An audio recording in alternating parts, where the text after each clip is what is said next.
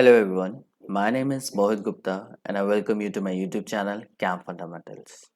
In today's video, we are going to discuss ideal gas equation and Dalton law of partial pressure. This is part 2 of the gaseous state. The part 1 and the rest of the parts are given in the description box as well as in the I button over here. And one more important thing, the link for the PDF of this lecture is available in the description box, so go and download from there. So without further delay, let's get started.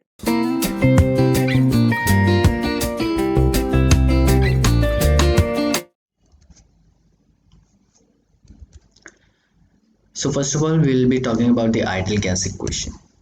It is also known as combined gas law or equation of states of ideal gas. According to the ideal gas equation, it provides the simultaneous effect of pressure and temperature onto the volume of a gas. For example, in case of Boyle's law, we know volume is inversely proportional to the pressure, but it occurs at constant temperature. Similarly, according to Charles' law, volume is directly proportional to temperature, but that occur at constant pressure. And in Avogadro's law, volume is directly proportional to the number of moles of the gas, but this is at constant pressure and temperature.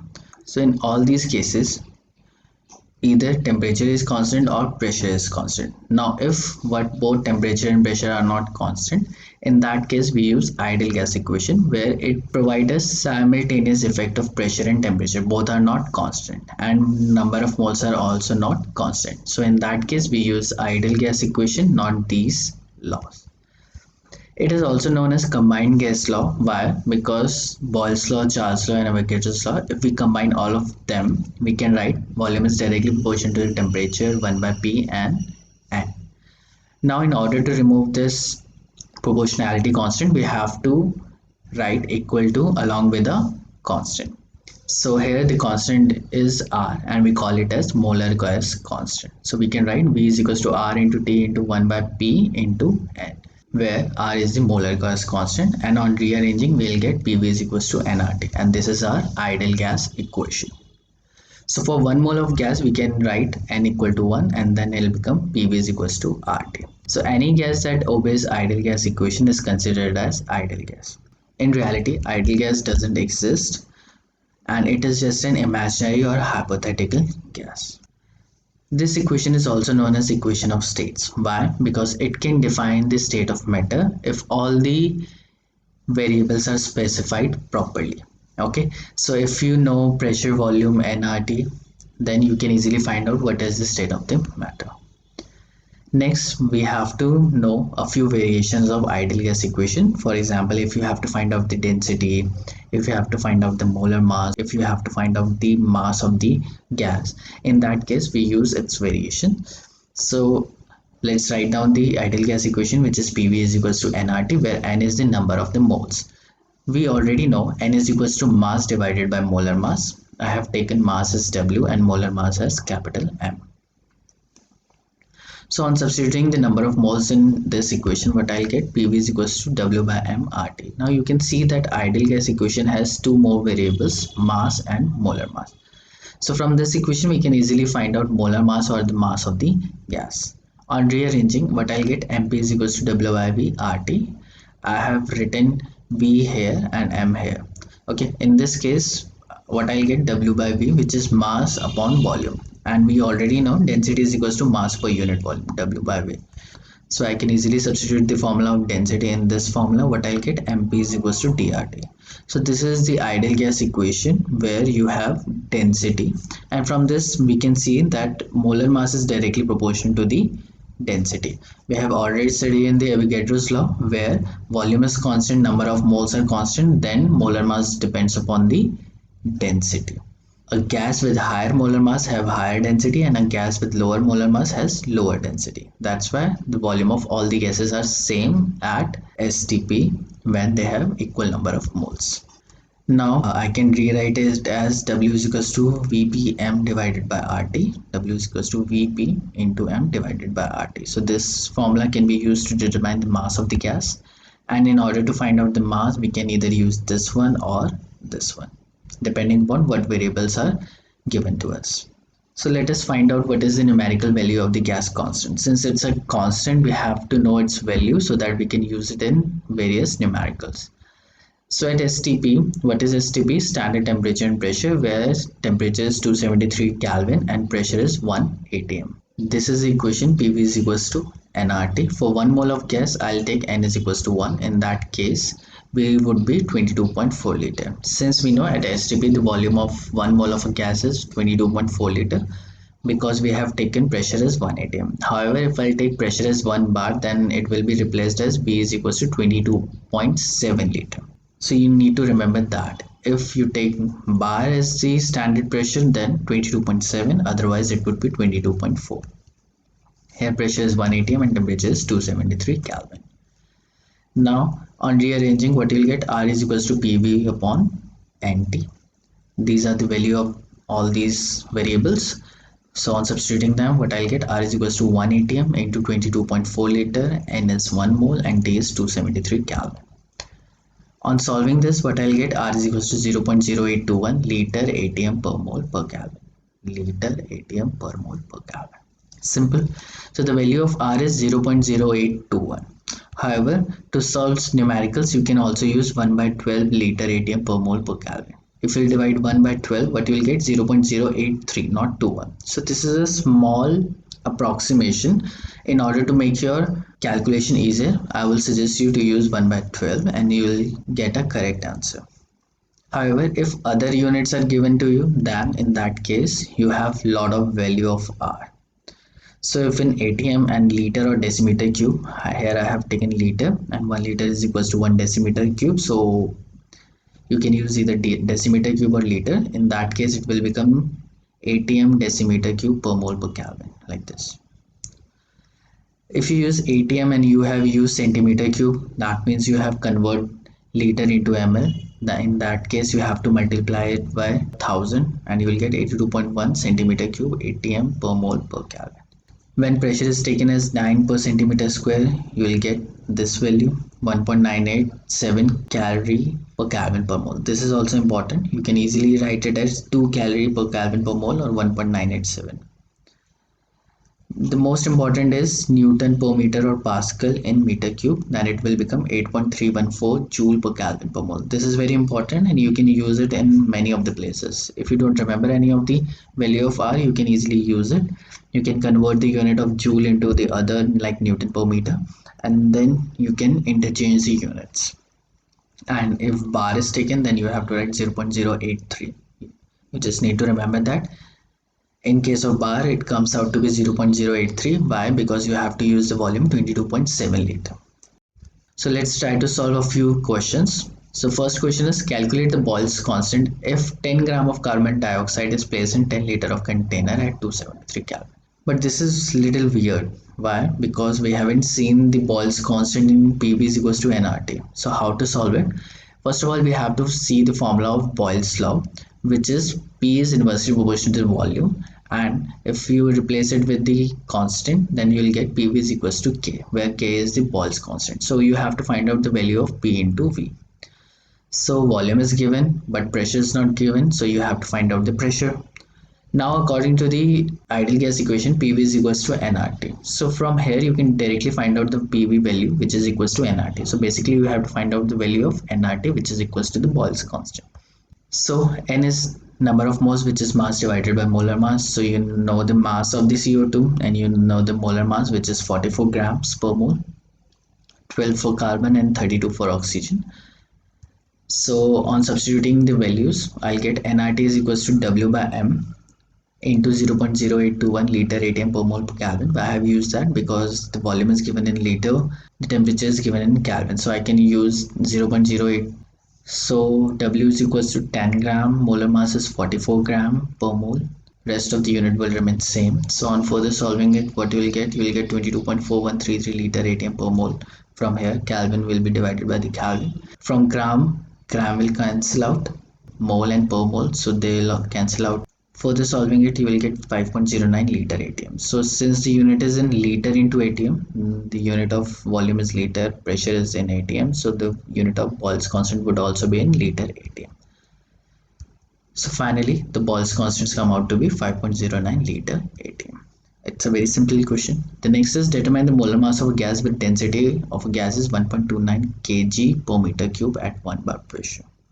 So according to ideal gas equation, the formula in order to determine the molar mass is dRT divided by P, where D is density, R is the gas constant, T is temperature and P is pressure, and M is the molar mass.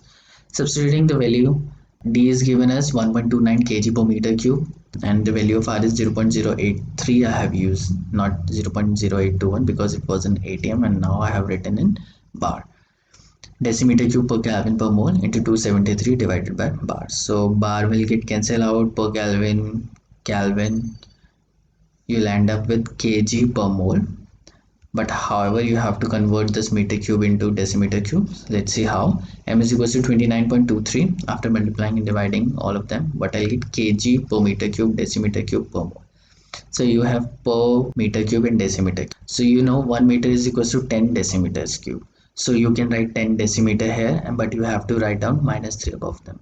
So this implies M is equals to 29.23 into 1000. I have written kg into grams into 10 is to minus 3 decimeter cube into decimeter cube per mole. Decimeter cube and per decimeter cube will be cancelled out. 1000 and per 1000 will cancel out, and we'll end up having M is equals to 29.23 gram per mole. It's a very simple question, but you need to remember these unit conversion. Okay. Next we move to the Dalton law of partial pressure. It is a very simple law which was given by John Dalton in 1807. According to him, if you have two or more gases that do not react with each other. So first condition is you should have gases which do not react with each other. If they are enclosed in a vessel at constant temperature, then total pressure of the vessel would be equal to the sum of the partial pressure of those gases. So if you have two gases 1 and 2, and the partial pressure of first gas is P1, the partial pressure of second gas is P2, then total pressure would be P1 plus P2. This is very simple, common sense. So the total pressure would be P1 plus P2 plus P3 dot plus Pn if you have n number of gases in a single vessel at constant temperature and they do not react chemically with each other.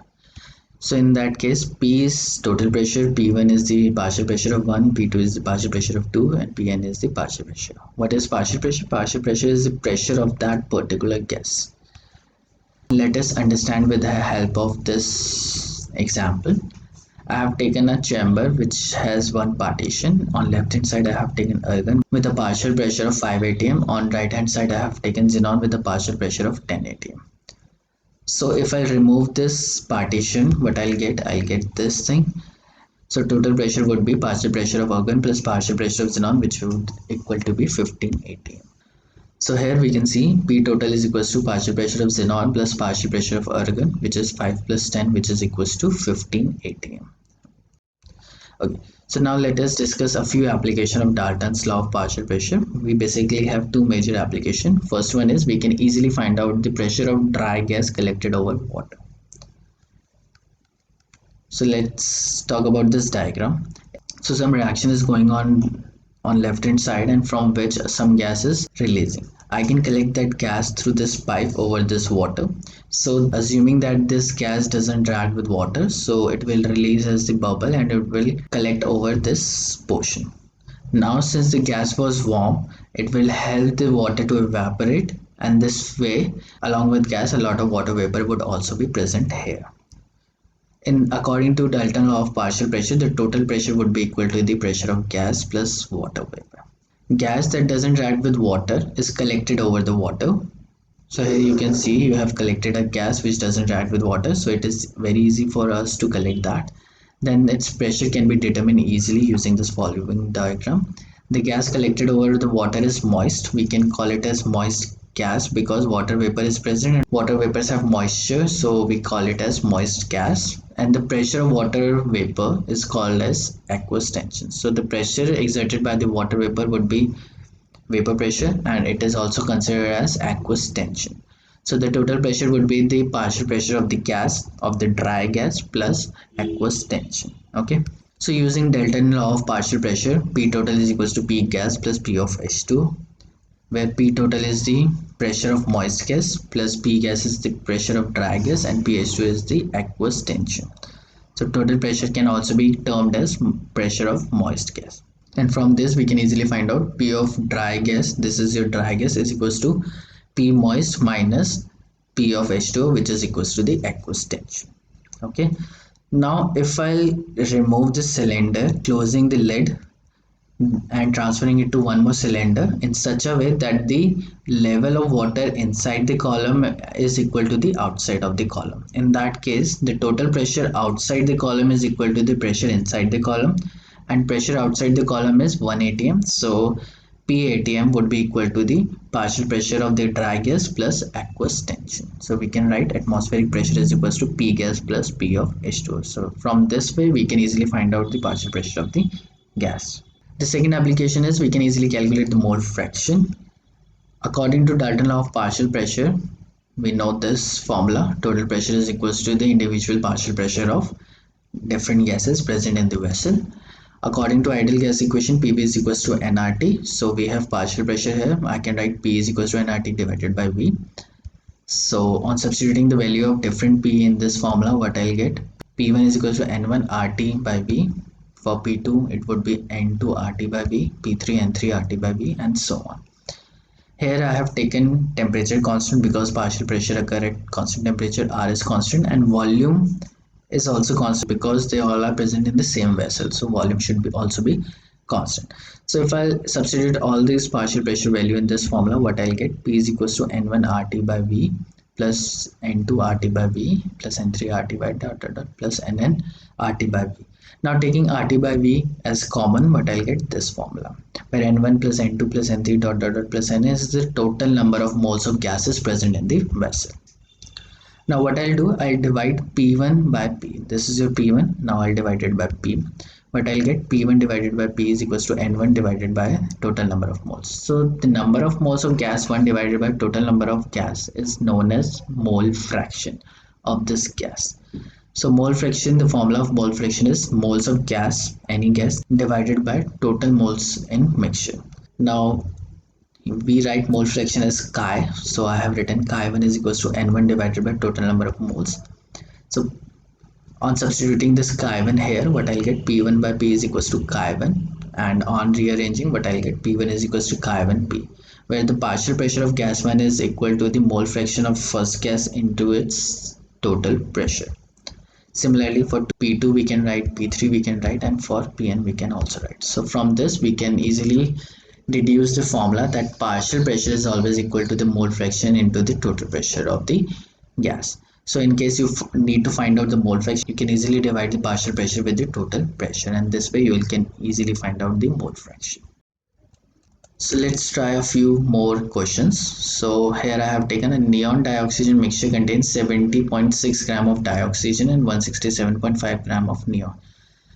So the mass of neon and mass of oxygen is given to you. If the total pressure is given, which is 25.0 bar, and you have to find out the partial pressure of individual gas. So total pressure is 25 bar, mass of oxygen is given, mass of neon is given.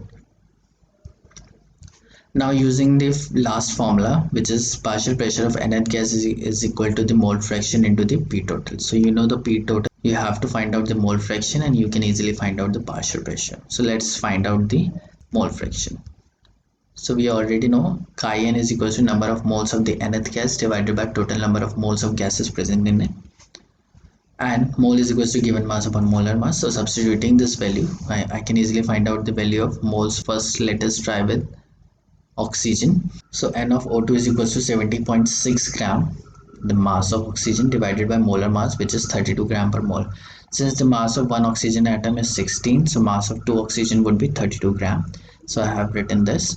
On dividing this, I'll get NO2 is equals to 2.206 moles. Similarly, number of moles of neon can also be determined like this: 167.5. Mass of 1 mole of neon is 20 grams. So in that case, number of moles of neon is this. Now we can easily find out the mole fraction. So mole of N divided by total number of moles present. Chi of O2 is 2.206 divided by total moles is 2.206 plus 8.375. Dividing this, I'll get 0.285. Similarly for neon. Alternatively, you can write down chi of Na is equals to 1 minus chi of O2. If you have two participants, then sum of mole fraction of those two participants would be equal to 1. If you have three participants, then total sum would be 1. And if you have four participants, then sum of mole fraction of each of them would be 1.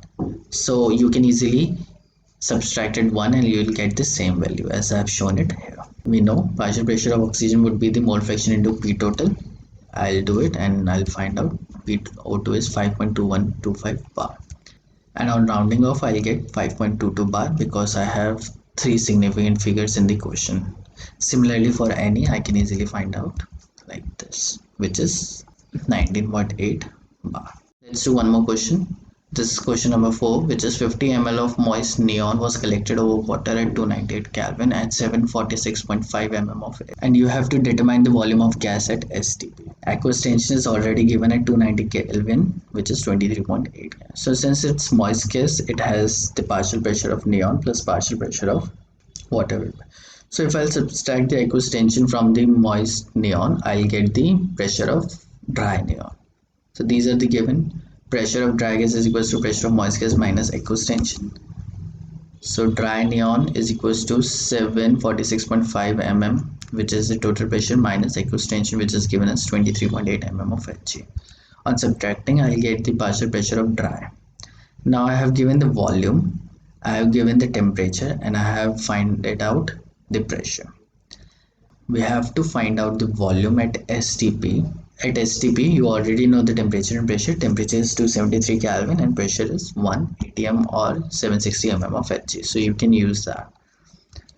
So the conditions that are given is P1 is 722.7. We have find it out. V1 is 50 ml and T1 is 298 Kelvin. Similarly, at STP, P2 is already known to us 760 mm, T2 is already known to us 273 Kelvin, and we have to find out the volume. So we can easily use the ideal gas equation. PV is equals to nRT, and on rearranging, I'll get PV divided by T is equals to nR. Now nR become constant, R is already constant, and since the gas is same, the number of moles would also remain same. So I have taken this constant. On comparing the two cases, what I'll get P1 V1 T1 is equals to P2 P2 divided by T2. Now on substituting the value of P V T1 and P2 V2 T2, I'll get this. On further solving it, I'll get the volume as 43.56 ml. Hence the volume of dry neon at STP is 43.6 ml. Moving further to the question number 5. A 2-liter flask contains 1.6 gram of methane and 0.5 gram of hydrogen at 27 degrees Celsius. Now I have to find out the partial pressure of each gas as well as the total pressure of the gases mixture. The total pressure of the gases mixture can easily be determined if I know the partial pressure of both the gases. But now I have to find out the partial pressure of each gas. Volume is given, mass is given, molar mass I can find it out, temperature is given. So I can easily find out the pressure using ideal gas equation. Total volume is 2 liter, temperature is 27 degrees Celsius. Converting it into the Kelvin, you have to add 273, which becomes 300 Kelvin. Now moles is equals to given mass upon molar mass. So number of moles of H2 is equals to mass of H2 is 0.5 gram divided by its molar mass, which is 2 gram per mole, and you will get 0.25 mole. Similarly for methane, the mass given is 1.6, and if we'll divide 16, which is its molar mass, 12 plus 4, which is equals to 16, and you will get 0.1 moles of methane.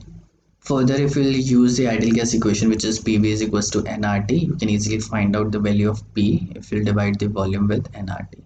So 0.25 mole is for H2 into 0.082 liter atm per mole per Kelvin into temperature is already given in Kelvin. I have used this value because volume is given in liter. Now dividing all these things and simplifying it, I'll get pressure of H2 as 3.075 atm. Similarly, I can do it for methane also. Substituting all these value, the number of moles of methane is 0.1. I have calculated here, and everything will remain same. On substituting all this thing and on simplifying, I'll get partial pressure of CH4 is 1.238. Now from Dalton law of partial pressure, total pressure would be P1 plus P2 or Pn if you have n number of gases involved. Here we have only two gases, so I'll add the partial pressure of CH4 and partial pressure of H2 to obtain the total pressure. 3.08 atm plus 1.23 atm, and total pressure is 4.31 atm. Okay, so this is it for the today's video. If you like the video, then please hit the like button, and if you are new viewer, then please consider subscribing from here. If you haven't seen the part 1, please go through this video, and for the playlist you can click here. So this is Mohit Gupta signing off. Have a great day.